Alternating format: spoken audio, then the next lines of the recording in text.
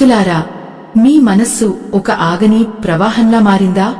గడిచిన కాలం గురించి పశ్చాత్తాపం, రాబోయే కాలం గురించి భయం మిమ్మల్ని నిద్రలేకుండా చేస్తున్నాయా? ప్రస్తుతం మనం జీవిస్తున్న ఈ ఉరుకుల పరుగుల కాలంలో ప్రతి ఒక్కరిని వేధిస్తున్న అతి పెద్ద సమస్య అతిగా ఆలోచించడం. మన చుట్టూ ఎన్ని సుఖాలు ఉన్నా, ఎంత సంపద ఉన్నా, మనస్సులో రేగే ఆలోచనల సుడిగుండం మనల్ని ప్రశాంతంగా ఉండనివ్వదు.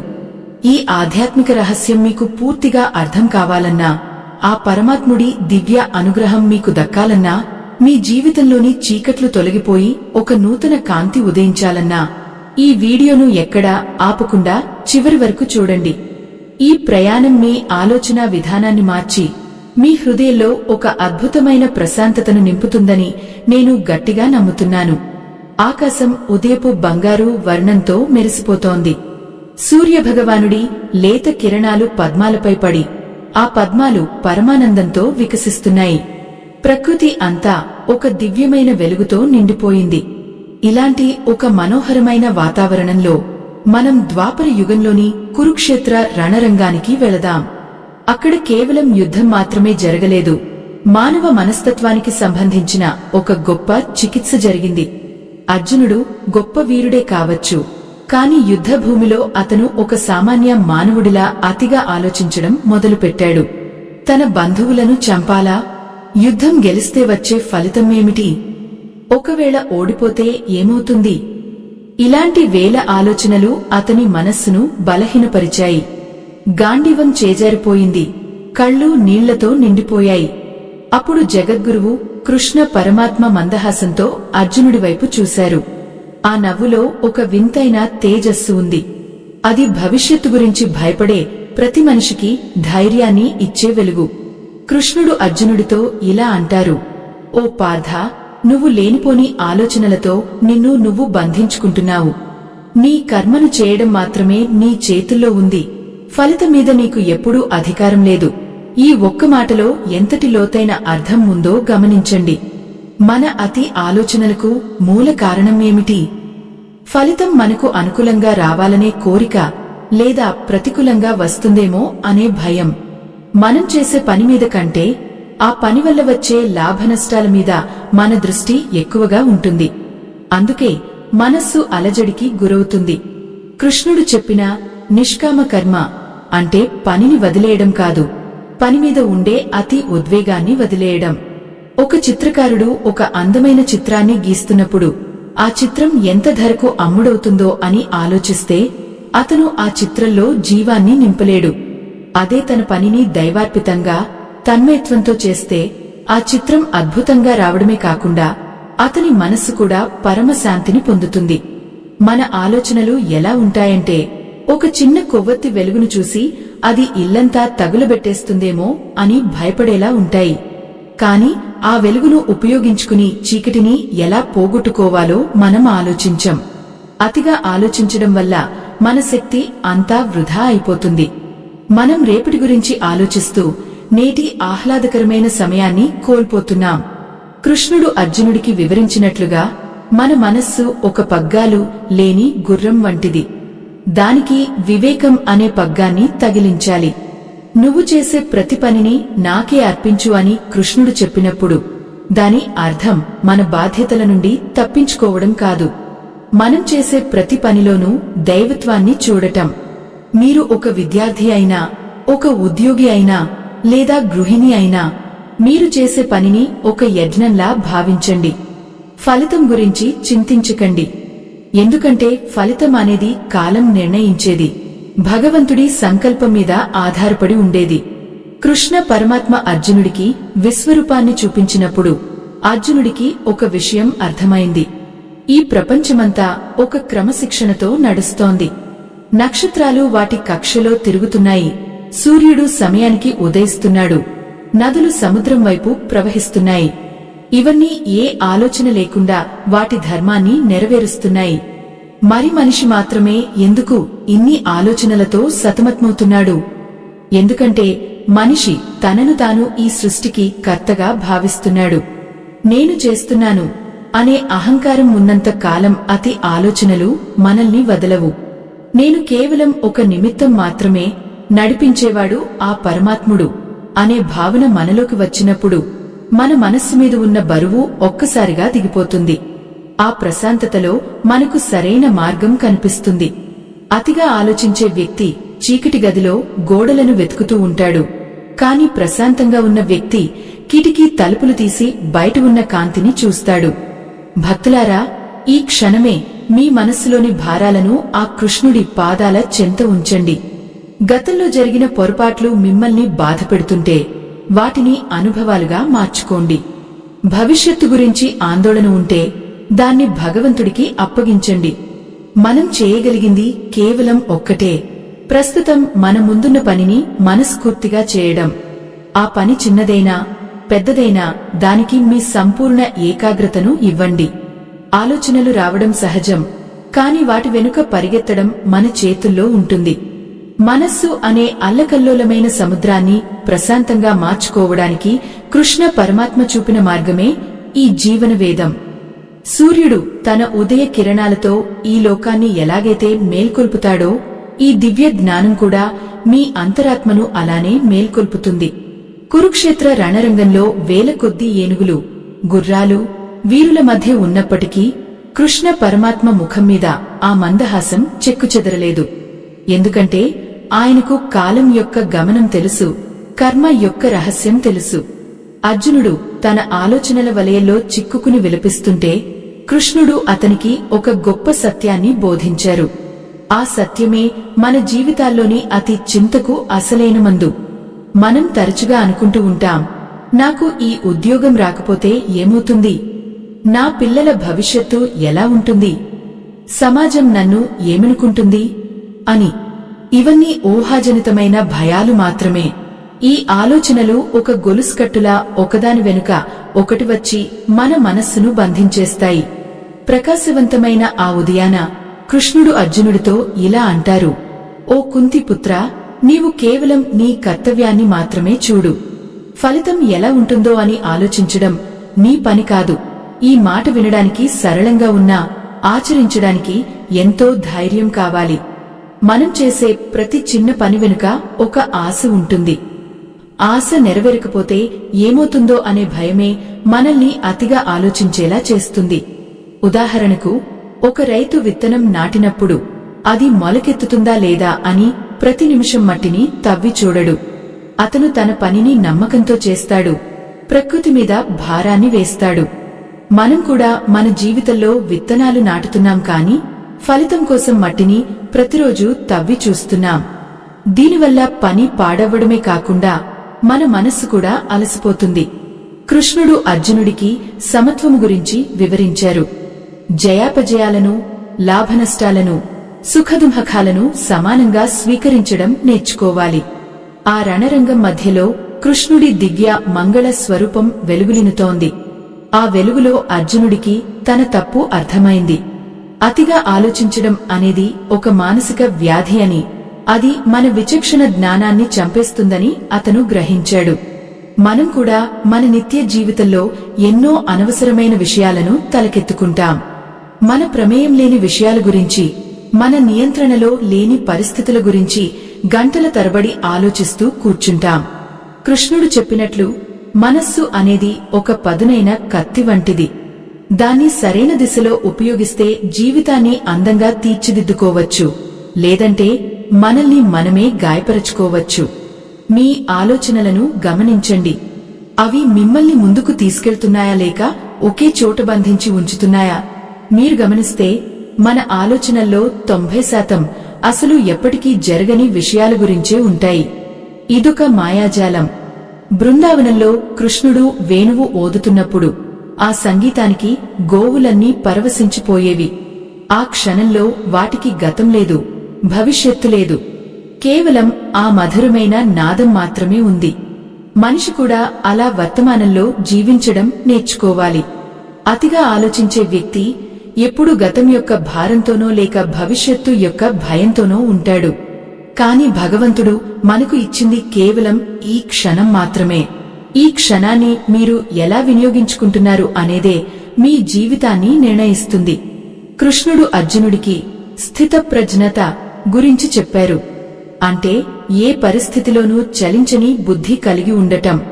ఒక దీపం గాలి లేని చోట ఎలాగైతే నిశ్చలంగా వెలుగుతుందో, ఏ ఆలోచనలు లేని మనసు కూడా అలానే ప్రకాశిస్తుంది. ఆ ప్రకాశంలోనే మనకు సరైన నిర్ణయాలు తీసుకునే శక్తి లభిస్తుంది. మనం చేసే పనుల్లో నాణ్యత తగ్గడానికి ప్రధాన కారణం మన ఏకాగ్రత లోపించడమే.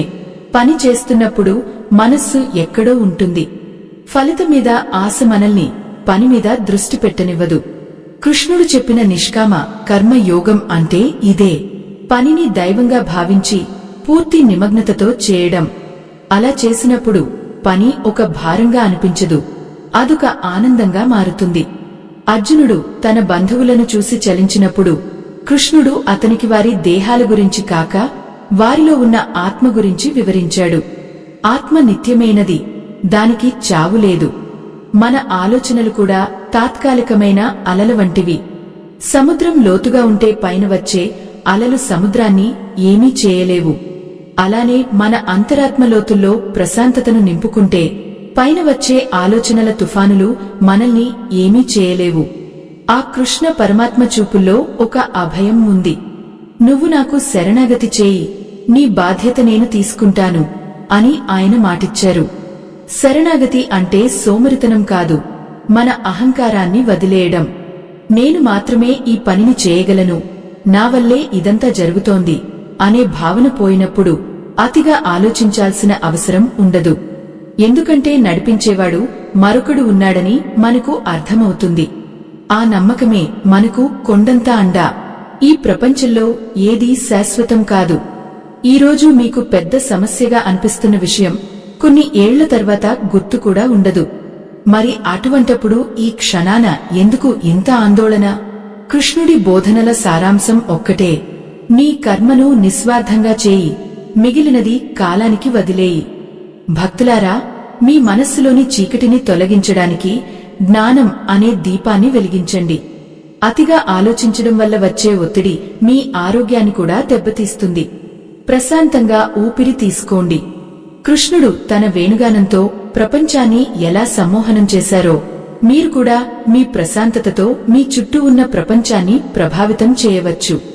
రేపటి గురించి భయపడకండి, ఎందుకంటే రేపు అనేది భగవంతుడి చేతుల్లో ఉంది.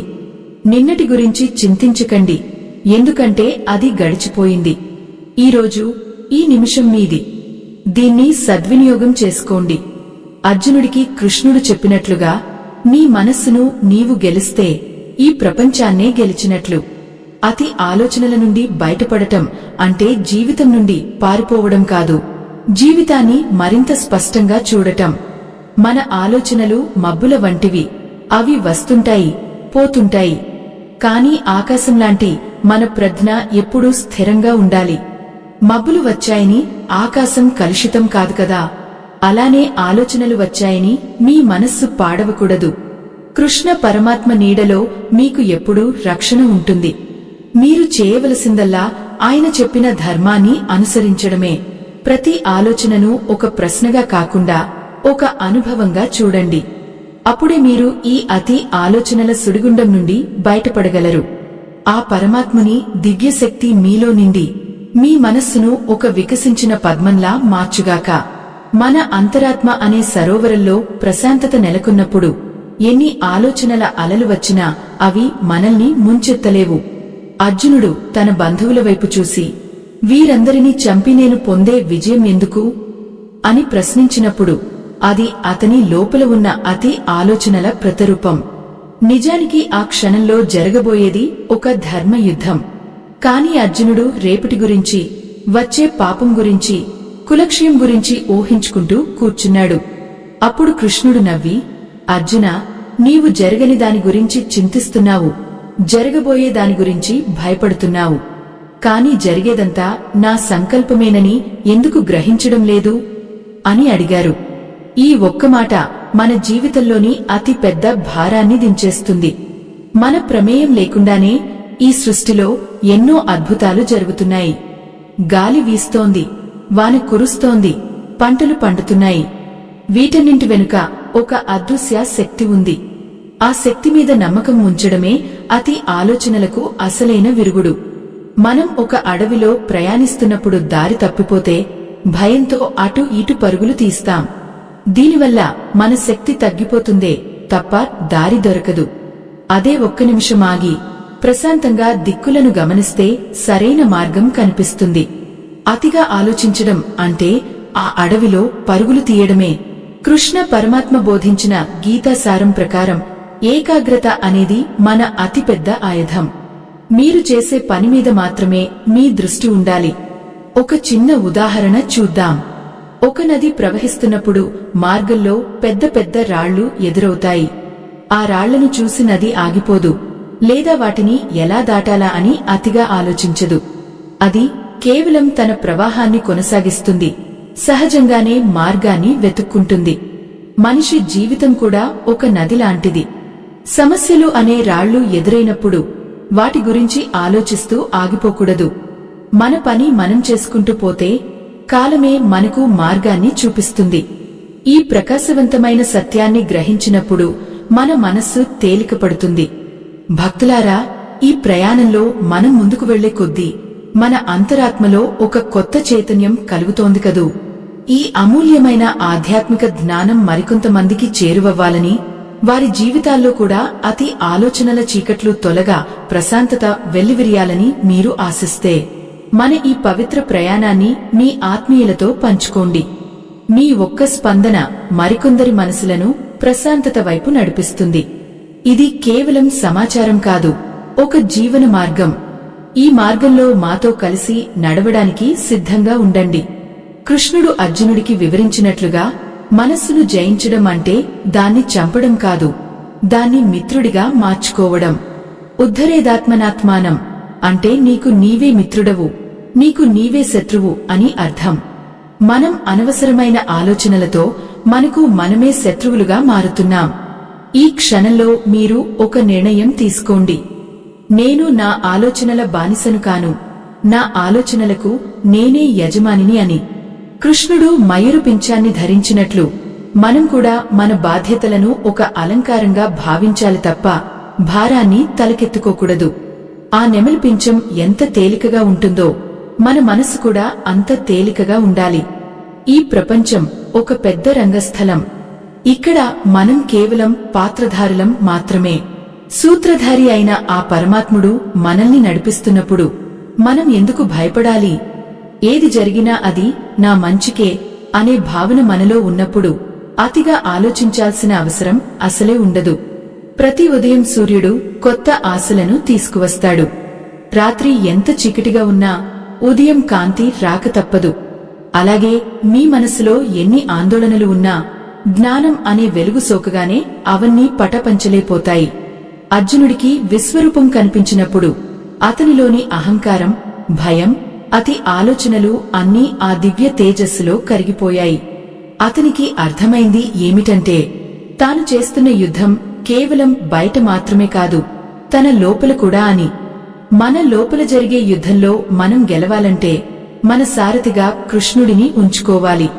అంటే మన ప్రతి ఆలోచనను దైవంతో అనుసంధానించాలి. ఒక పని చేస్తున్నప్పుడు నేను చేస్తున్నాను అని కాకుండా భగవంతుడు నా ద్వారా చేయిస్తున్నాడు అని భావిస్తే ఆ పనిలో వచ్చే ఫలితం మనల్ని బాధించదు. ఫలితం మీద అధికారం వదులుకున్న మనిషికి అసలు ఆందోళన అనేదే ఉండదు. భక్తులారా, అతిగా ఆలోచించడం అనేది ఒక మాయ.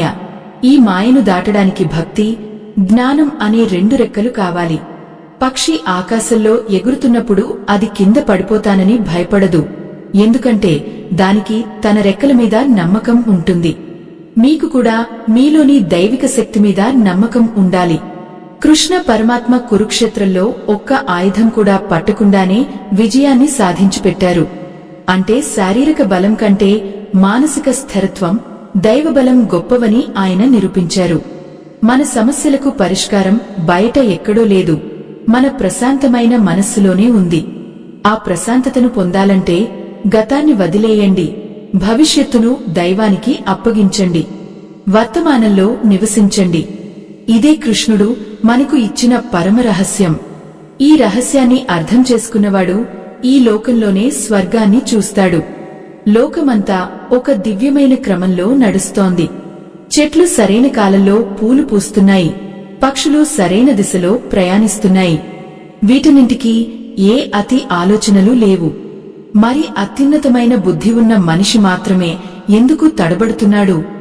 ఎందుకంటే మనం మన బుద్ధిని విశ్లేషించడానికి కంటే ఎక్కువగా భయపడటానికి ఉపయోగిస్తున్నాం. కృష్ణుడు చెప్పినట్లుగా సమత్వం అంటే ఇదే. సుఖం వచ్చినా పొంగిపోకూడదు, దుఃఖం వచ్చినా కుంగిపోకూడదు. ఈ స్థితిని పొందినప్పుడు మనస్సు ఒక నిలకడైన సరస్సులా మారుతుంది. అందులో ప్రతిబింబించే దైవత్వం మనకు స్పష్టంగా కనిపిస్తుంది. అతిగా ఆలోచించే అలవాటును వదులుకోవడం అంటే మనల్ని మనం ప్రేమించుకోవడం. మన మనస్కు ఇచ్చే అత్యంత గొప్ప బహుమతి ప్రశాంతత. ఆ ప్రశాంతతే మనల్ని పరమాత్మకు దగ్గర చేస్తుంది. కురుక్షేత్ర రణరంగంలో వేల కొద్దీ ఆలోచనల మధ్య చిక్కుకున్న అర్జునుడు చివరకు కృష్ణుడి దివ్య బోధనలతో తన మనస్సును నిశ్చల స్థితికి చేరుకున్నాడు. ఆకాశం నుండి కురుస్తున్న పసిడి వర్ణపు వెలుగు అర్జునుడి కవచంపై పడి మెరుస్తోంది. అతని కళ్లలో ఇప్పుడు భయం లేదు, పశ్చాత్తాపం లేదు. కేవలం కర్తవ్య పాలన పట్ల దృఢ నిశ్చయత మాత్రమే ఉంది. కృష్ణ పరమాత్మ రథంపై కూర్చుని ఉన్న తీరు అత్యంత గంభీరంగా, అదే సమయంలో ఎంతో ప్రశాంతంగా ఉంది. ఆయన చేతిలోని పగ్గాలు ఎలాగైతే ఆ గుర్రాలను నియంత్రిస్తున్నాయో, ఆయన బోధనలు అర్జునుడి మనస్సులోని అల్లకల్లోల ఆలోచనలను అలానే దారిలోకి తెచ్చాయి. మన జీవితం కూడా ఒక రథం వంటిదే. మన ఇంద్రియాలు గుర్రాలు, మనస్సు పగ్గాలు, బుద్ధి సారథి.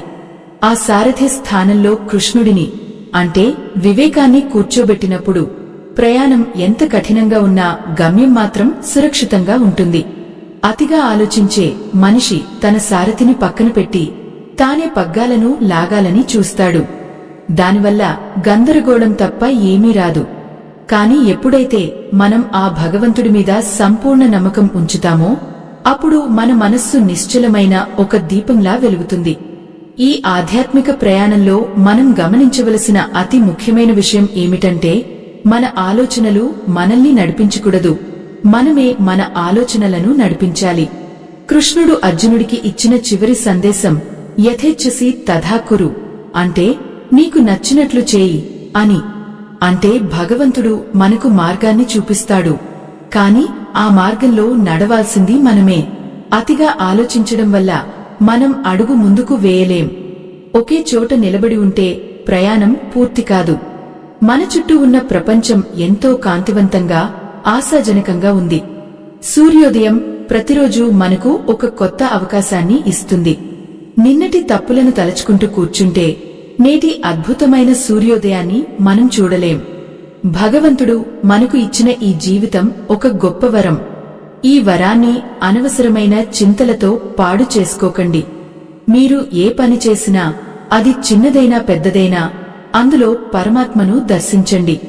అప్పుడు ఆ పని పట్ల మీకు ఉండే ఆందోళన పోయి ఆనందం కలుగుతుంది. మనస్సులో రేగే అతి ఆలోచనల అలలు తగ్గాలంటే మనం నిత్యం ధ్యాన మార్గంలో ఉండాలి. ధ్యానం అంటే గంటల తరబడి కళ్లు మూసుకుని కూర్చోవడం మాత్రమే కాదు, మనం చేసే ప్రతి పనిలోనూ మెలకువగా ఉండటం. మీరు భోజనం చేస్తున్నా, నడుస్తున్నా, మాట్లాడుతున్నా ఆ క్షణంలో పూర్తి ఏకాగ్రతతో ఉండండి. గతం ఒక మృతదేహం లాంటిది. దాన్ని తవ్వుతూ కూర్చుంటే దుర్వాసన తప్ప ఏమీ రాదు. భవిష్యత్తు ఒక కల లాంటిది. అది ఎలా ఉంటుందో ఎవరికి తెలియదు. మనకు ఉన్నది కేవలం ఈ వర్తమానం మాత్రమే. ఈ సత్యాన్ని కృష్ణుడు కురుక్షేత్రంలో అత్యంత ప్రభావవంతంగా వివరించారు. అర్జునుడు తన గాంధీవాన్ని చేతబట్టి యుద్ధానికి సిద్ధమైనప్పుడు అతని మనస్సులో ఒక దివ్యమైన కాంతి ఉదయించింది. ఆ కాంతి అతనిలోని సందేహాల చీకటిని తుడిచిపెట్టేసింది. మన జీవితాల్లో కూడా ఇలాంటి ఒక స్పష్టత రావాలి. ఆ స్పష్టత రావాలంటే మనం అతిగా ఆలోచించడం మానేసి పని చేయడం మొదలుపెట్టాలి. చాలామంది అడుగుతుంటారు, అసలు ఆలోచనలను ఆపడం సాధ్యమేనా అని.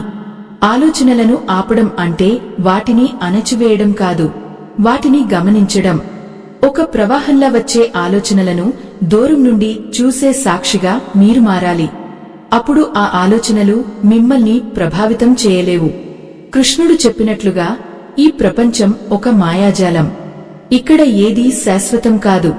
మన సమస్యలు కూడా శాశ్వతం కావు.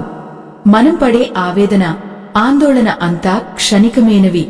ఈ విషయాన్ని మనం లోతుగా అర్థం చేసుకుంటే మన మనస్సు దానంతటా అదే ప్రశాంతంగా మారుతుంది. పౌర్ణమి నాటి చంద్రుడి వెలుగు సముద్రపు అలల మీద పడి ఎంత అందంగా కనిపిస్తుందో, ప్రశాంతమైన మనస్సులో దైవత్వం కూడా అంత అందంగా ప్రతిబింబిస్తుంది. మీ జీవితాన్ని ఆ దివ్య కాంతితో నింపుకోండి. అనవసరమైన భారాలను దించేసి హాయిగా ఊపిరి తీసుకోండి. భక్తులారా, ఈ ఆధ్యాత్మిక రహస్యాలు మీ హృదయాలను తాకాయని, మీలోని అతి ఆలోచనల సుడిగుండం తగ్గుముఖం పట్టిందని నేను ఆశిస్తున్నాను. ఈ దివ్య జ్ఞానం ఒక వెలుగు దివ్వెలాంటిది. దీన్ని మీ దగ్గరే ఉంచుకోకుండా 10 మందికి పంచండి. మీ ద్వారా మరికొందరి జీవితాల్లో ప్రశాంతత నెలకొంటే అది ఆ పరమాత్ముడికి మీరు ఇచ్చే గొప్ప కానుక. ఈ ప్రయాణంలో మీ అనుభవాలను, మీ మార్పులను మాతో పంచుకోవడం మర్చిపోకండి. మీ ఒక్క స్పందన మాకు ఎంతో ప్రోత్సాహాన్ని ఇస్తుంది. ముగింపుగా, మనందరిలోనూ ఆ కృష్ణ పరమాత్మ ఉన్నాడు. ఆయన మనకు ధైర్యాన్ని ఇస్తాడు, మార్గాన్ని చూపిస్తాడు. మనం చేయవలసిందల్లా ఆయన మీద భారం వేసి మన కర్తవ్యాన్ని సంతోషంగా నిర్వహించడమే. అతిగా ఆలోచించడం వల్ల ఒక్క సమస్య కూడా పరిష్కారం కాదు. కానీ ప్రశాంతంగా ఉండటం వల్ల ఎన్ని కష్టాలనైనా అధిగమించవచ్చు. అర్జునుడు చివరకు నష్టో మోహః స్మృతిర్లబ్ధ అని అన్నాడు. అంటే నా అజ్ఞానం నశించింది, నాకు జ్ఞానం కలిగింది అని. మీ జీవితంలో కూడా ఆ స్థితి కలగాలని కోరుకుంటున్నాను. సృష్టిలోని ప్రతి అణువులోనూ ఆనందాన్ని వెతకండి. ప్రతి చిన్న విషయాన్ని దైవ ప్రసాదంగా భావించండి. అప్పుడు మీ జీవితం ఒక సుందరమైన నందనవనంలా మారుతుంది. చీకటి తర్వాత వెలుగు రావడం ఎంత నిజమో, మీ ఆందోళనల తర్వాత ఆనందం రావడం కూడా అంతే నిజం. ఆ నమ్మకంతో ముందుకు సాగండి. మీ ప్రయాణం సుఖమయం కావాలని, మీ మనస్సు ఎల్లప్పుడూ ఆ పరమాత్మ చింతనలో ప్రశాంతంగా ఉండాలని ఆకాంక్షిస్తున్నాను. ఈ ఆధ్యాత్మిక ప్రయాణం ఇక్కడితో ముగిసిపోయింది. స్వస్తి.